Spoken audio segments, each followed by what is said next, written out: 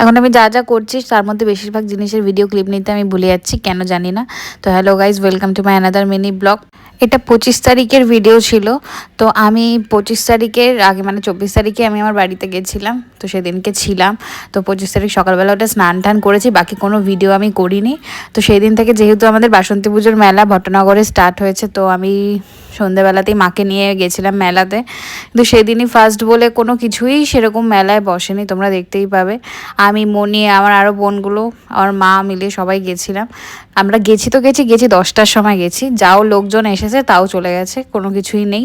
কয়েকটা দোকান শুধু মানে রয়েছে, ওই জিলিপি, তারপরে কয়েকটা কাপ প্লেটের দোকান, তো আরও কিছুই সেরকম বসেইনি। ফাঁকা মাঠে ঘুরছিলাম আমরা। তো বেশিক্ষণ আমি ঘুরিনি ওখানে, একটুখানি পুরো মাঠটা একটু ঘুরে দেখলাম অনেক জায়গায় দোকান করা হবে, মানে পরে হবে, সেদিন ফার্স্ট ডে ছিল তো কিছু বসেনি। তো যাই হোক, কোনো রাইডও কিছু সেরকম স্টার্ট হয়নি। তো আমি ঢুকলাম ঠাকুর মণ্ডপে, ঠাকুর দর্শন করে বেশিক্ষণ দাঁড়াইনি, আমি আবার চলে গেছিলাম বাড়ি। তো যেহেতু আমাকে আবার বাড়ি ফিরতে হবে, তো সেদিন দিদাবাড়িতেই খাওয়া দাওয়া হয়েছিল। তো এখান মেলা থেকে ডাইরেক্ট আমি দিদাবাড়িই গেছি। বলে রাখি, আমার দিদাবাড়ি আমার বাড়ির পাশেই। তো ওখানে গেছি, ওখান থেকে খেয়ে দিয়ে আমি আবার চলে যাব আমার বাড়িতে। তো আজকের মতো ভিডিওটা আমি এখানেই শেষ করছি। এখনও তোমাদের সাথে আমার দার্জিলিংয়ের অনেক ভিডিও শেয়ার করা হয়নি, তো সেগুলো আমি করব পরে। তো আজকের মতো